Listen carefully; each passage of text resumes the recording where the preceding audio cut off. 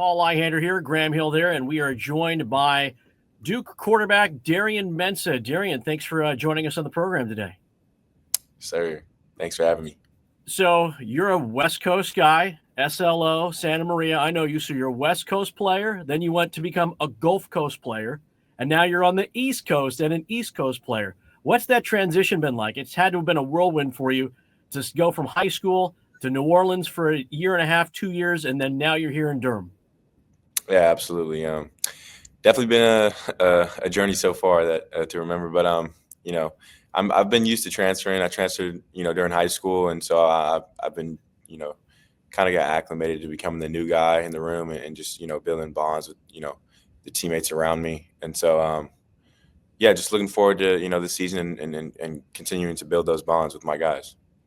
Darian Mensah, quarterback for the Duke Blue Devils, joined us this morning on Next Up alongside Paul Ihander.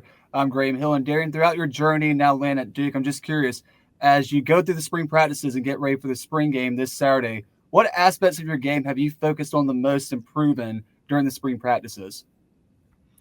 I feel like just, my command of the offense, Coach Brewer, gives me a lot of freedom, just playing the quarterback position as far as like checking at the line of scrimmage and stuff. But that and then my leadership as well. I feel like I've become, more of a vocal leader here on this team, which is needed playing the quarterback position. So those two things. So you make your decision to come to Duke right as the portal opens. This team's going to a bowl game, and you slide in and you see all the excitement that comes along with Duke. What led you here to Manny Diaz, his team, and Durham? Yeah, I mean, just the opportunity to compete in an extremely competitive conference like the ACC. Coach Diaz is, an amazing coach who is, a huge reason as to why I'm here. Coach Brewer as well. And then, just a lot of people talk about how it's, not, Duke, but the people at Duke that make it so great. And, I've kind of felt that a lot on my visit when I visited and went to a basketball game. And, the guys were just super welcoming. And so all those three things just coming together is a big reason why I'm here.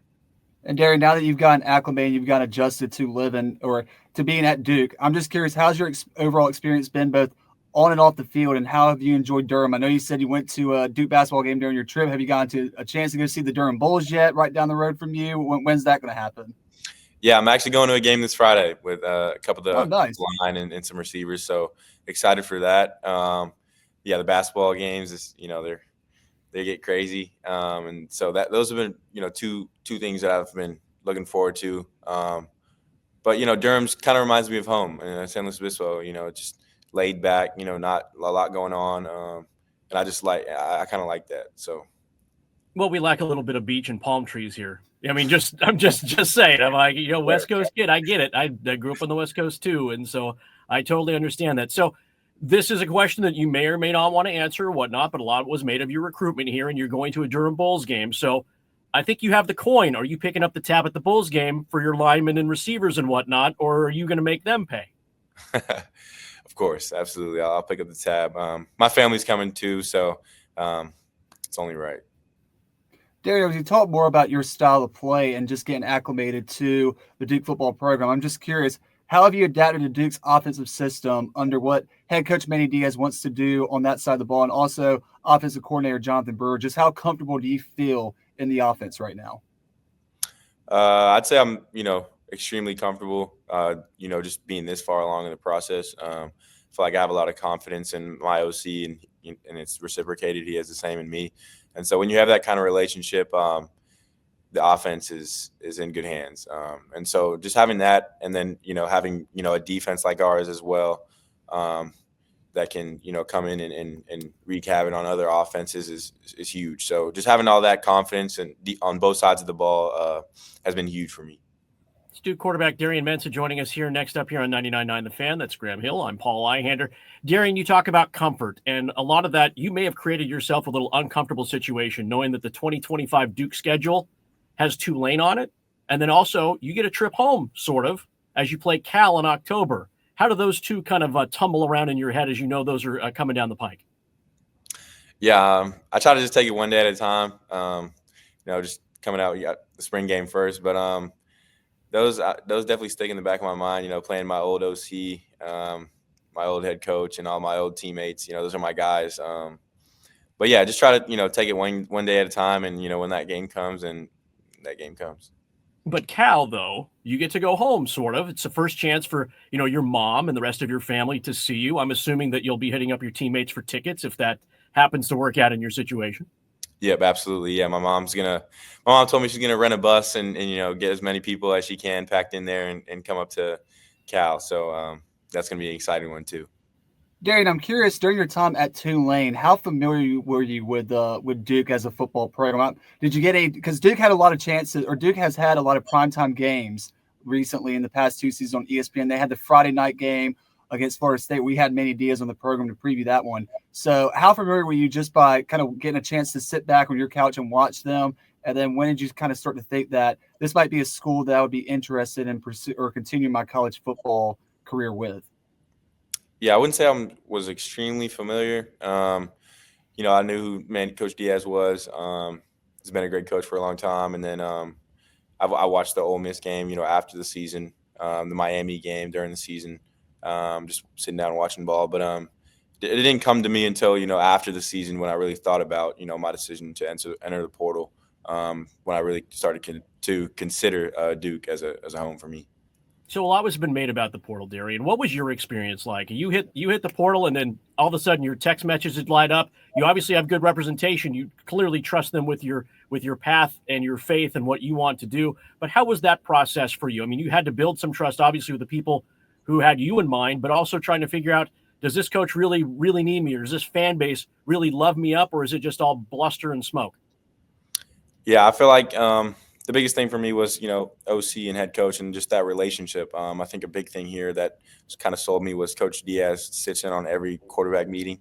And, to get that defensive perspective is huge for me, especially just being a young quarterback. And then having all that, and then, it's the people as well that make it, different from everywhere else. Everybody here is, welcoming and extremely – everybody at Duke has a certain intellect. Everybody's super smart. That's why they're here. So just all those things. And then, my management did a great job. I feel like they made it pretty easy for me, just made me – all I had to do was play football at a high level, and now I'm here. So you brought up the academics just then, and Darian Mensah, quarterback for the Duke Blue Devils, has joined us this morning on Next Up. You brought up academics just then, and there's still the name student athlete that comes before a college athlete. So I'm just curious, what are some of your goals that you have during your tenure at Duke, both on the football field, but also academically with how prestigious of a university Duke has been known to be?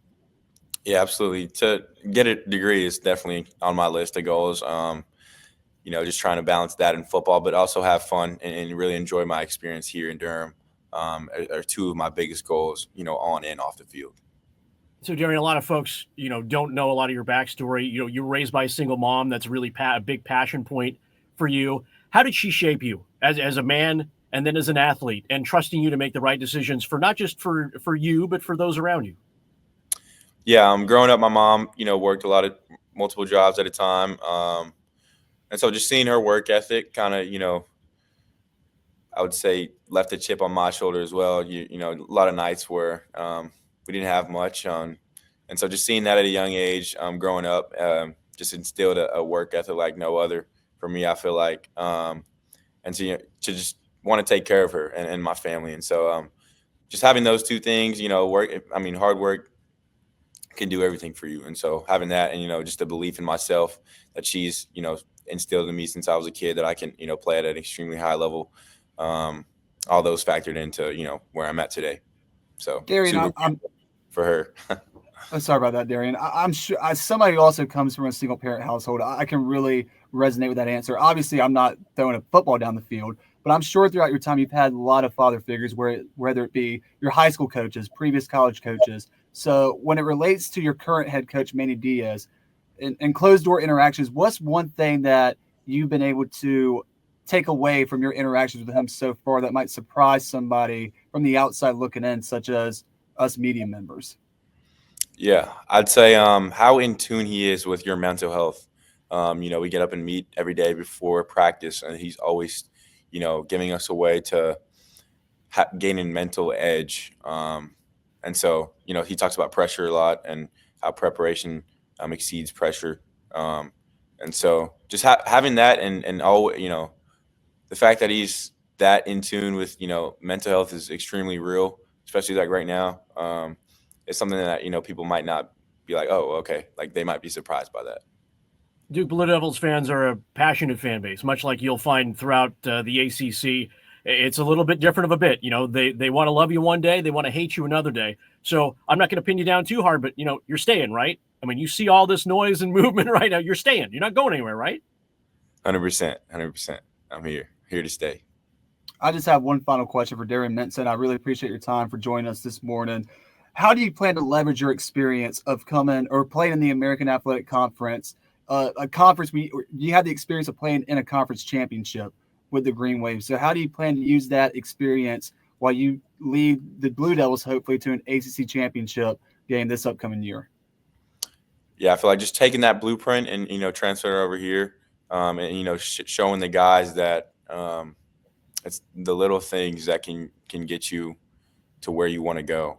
And so just having that and knowing what it takes to get to a championship, but not only get to a championship, we're trying to win the damn thing. So just having all that mindset coming into this season, I feel like, and just carrying guys with me and working on my leadership are some things that helped me in the ACC, and I think that can help me in the ACC. I mean, in the AAC and in the ACC. Well, we're looking forward to seeing you take snaps within the ACC for the Duke Blue Devils and Manny Diaz's team and taking big steps forward with this team. It's great to have you take the time with us, Darian, and very, very good luck to you in the 2025 campaign.